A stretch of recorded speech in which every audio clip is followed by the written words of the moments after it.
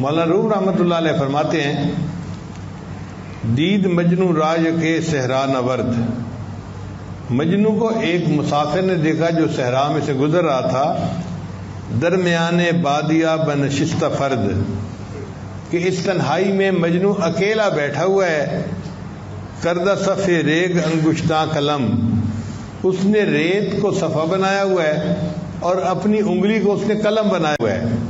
می زند با اشک خونی ای رقم، اور وہ اس ریت کے اوپر کچھ لکھ رہا ہے بیٹھا ہوا،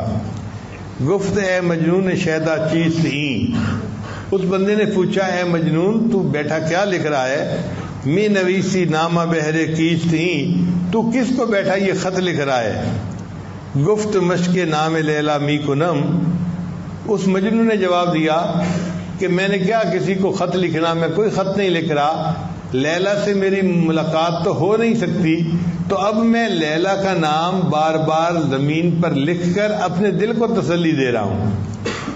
میں نویسی نامہ بہرے کیست ہی، گفت مشق نام لیلا می کنم، اس لیے میں تو لیلا کے نام کی مشق کر رہا ہوں اور اپنے آپ کو تسلی دے رہا ہوں۔ مولانا روم رحمۃ اللہ فرماتے ہیں کہ عشق لیلا کہ کم از مولا بود، کہ اے لوگو کیا اللہ کا عشق لیلا کے عشق سے گزرا ہے کہ تم اللہ کا نام لے کے دل کو تسلی نہیں دیتے، جبکہ مجنون لیلا کے نام سے دل کو تسلی بیٹھا دے رہا تھا۔ عشق مولا کہ کم از لیلا بود، تو ہمیں چاہیے کہ ہم اللہ کا ذکر کثرت کے ساتھ کریں تاکہ ہمارے دلوں کو بھی سکون ملے اور ہمارا دل اللہ کی محبت سے بھر جائے۔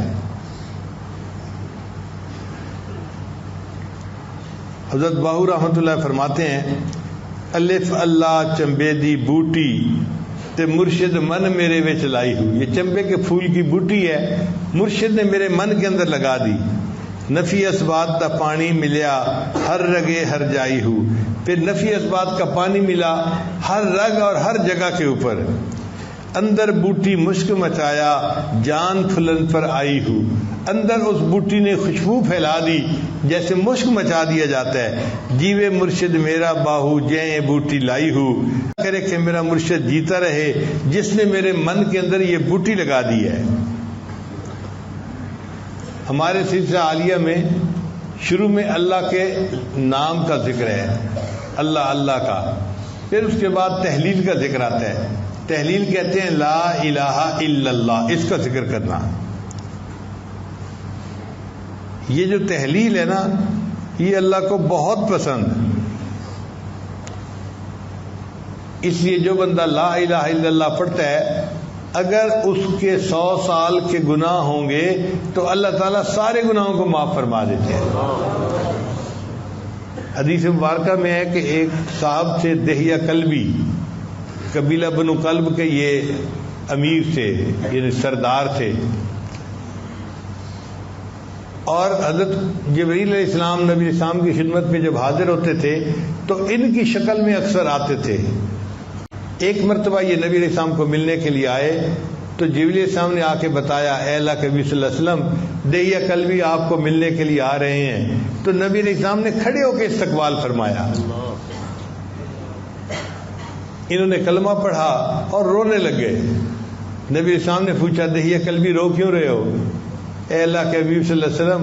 آپ کے آنے سے پہلے ہم تو جانوروں جیسی زندگی گزار رہے تھے، میری عمر 60 سال ہو چکی ہے اور میں نے 60 سال میں کوئی ایسا گناہ نہیں جو نہ کیا ہوا ہو، گناہوں میں، ظلم میں، برائی میں میری زندگی گزری، اور پھر یہ کہ مجھے اپنے گھر میں بیٹی کا پیدا ہونا اچھا نہیں لگتا تھا، لہذا پورے قبیلے میں اگر کہیں بھی کوئی لڑکی پیدا ہوتی تو میں معصوم بچی کو جا کے لے لیتا تھا اور اس کو زندہ قبر کے اندر دفنا دیا کرتا تھا۔ میں نے اپنے ہاتھوں سے 100 معصوم بچیوں کو زندہ دفن کیا ہے۔ اب میرے گناہ آپ اندازہ لگائیں کتنے ہوں گے کہ 60 سال میں نے باقی گناہ بھی کیے اور میں نے 70 بچیوں کو بھی زندہ دفن کر دیا۔ آپ کے تشریف لانے سے ہمیں احساس ہوا کہ ہم کتنے بڑے بڑے گناہوں میں مبتلا تھے۔ تو جبریل السلام نے آ کر بتایا، اے اللہ کے نبی وسلم یہ قلبی کو بتا دیجئے کہ اللہ تعالیٰ نے یہ فرمایا ہے کہ کلمہ پڑھنے کی وجہ سے تمہارے 60 سال کے گناہوں کو بھی معاف کر دیا اور 70 معصوم بچیوں کے قتل کو بھی میں نے معاف کر دیا۔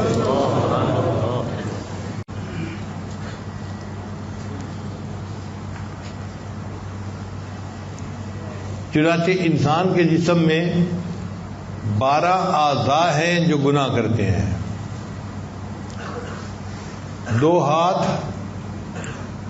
2 پاؤں، 4 ہو گئے، 2 آنکھیں اور 2 کان۔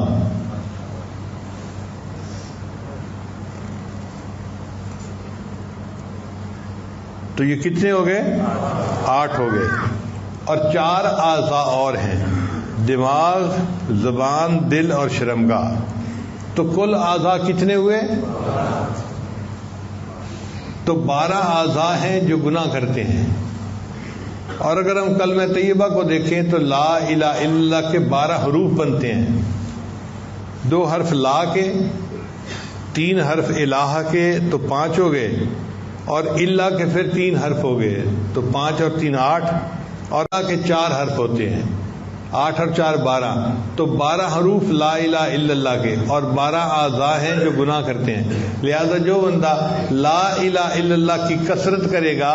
اللہ 12 اعضاء سے کیے ہوئے گناہوں کو معاف فرما دے گا۔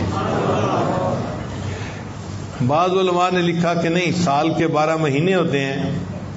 لہذا جو بندہ لا الہ الا اللہ کا ذکر کثرت کے ساتھ کرتا ہے، اللہ تعالیٰ پورے سال میں کیے ہوئے گناہوں کو معاف فرما دیتے ہیں۔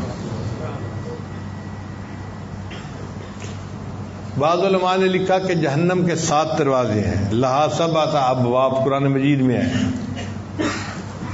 اور کلمے کے بھی 7 الفاظ ہیں، لا الہ الا اللہ 4 لفظ یہ ہو گئے، محمد الرسول اللہ 3 یہ ہو گئے، 4 اور 3۔ تو جو بندہ لا الہ الا اللہ محمد الرسول اللہ پڑھ لے گا تو ان 7 الفاظ کے بدلے اللہ اس کے لیے 7 جنت کے دروازوں کو کھول دیں گے اور جہنم کے 7 دروازوں کو بند فرما دیں گے۔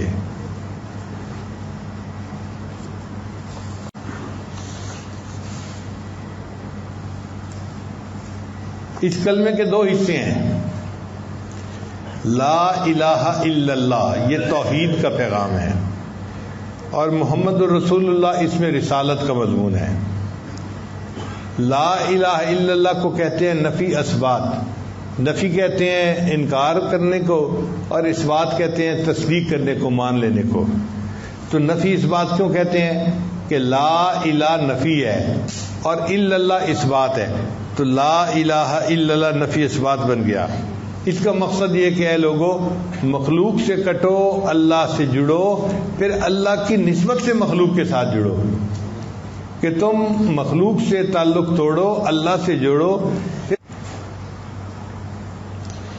چنانچہ اللہ رب العزت ارحم الراحمین ہے، بہت رحمت فرمانے والے ہیں۔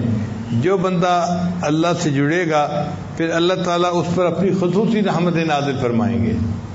اور نبی علیہ الصلوۃ والسلام کو اللہ نے رحمت للعالمین فرمایا ہے کہ جہانوں کے لیے اللہ نے ان کو رحمت بنا کر بھیجا۔ کسی کو کسی شاعر نے کہا، خدایا تو کریمی ہو رسول تو کریم،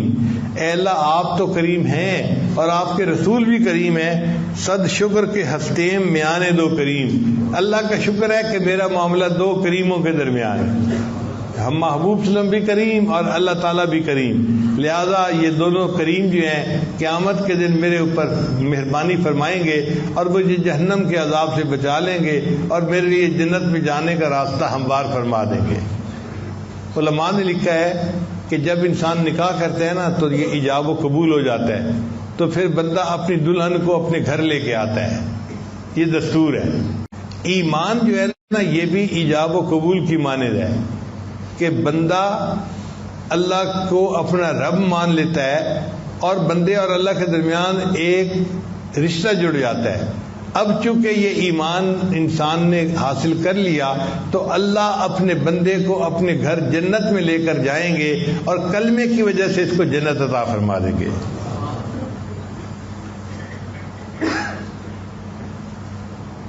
اللہ تعالیٰ بہت کریم ہے، بندے کے گناہوں کو معاف کرنے والے ہیں۔ میاں محمد بخش رحمۃ اللہ فرماتے ہیں ایک گناہ میرا ماں پہ ویکھے تے دیوین دیس نکالا، کہ ماں باپ میرے ایک گناہ کو دیکھتے ہیں تو گھر سے ہی نکال دیتے ہیں بندے کو کہ تو نے یہ گناہ کیوں کیا۔ ایک گناہ میرا ماں پہ ویکھن تے دیوین دیس نکالا، تے لکھ گناہ میرا اللہ ویکھے تے او پردے پاون والا، اور لاکھ گناہ میرا اللہ دیکھتا ہے اور اللہ بندے کے گناہوں پہ پھر پردے ڈال دیتا ہے۔ وہ کتنا کریم پروردگار ہے۔ یہ ویکھاں اپنے عملاں والے تے کچھ نہیں میرے پلے، یہ ویکھاں اپنے عملاں والے تے کچھ نہیں میرے پلے، یہ ویکھا تیری رحمت والے تے بلے بلے بلے۔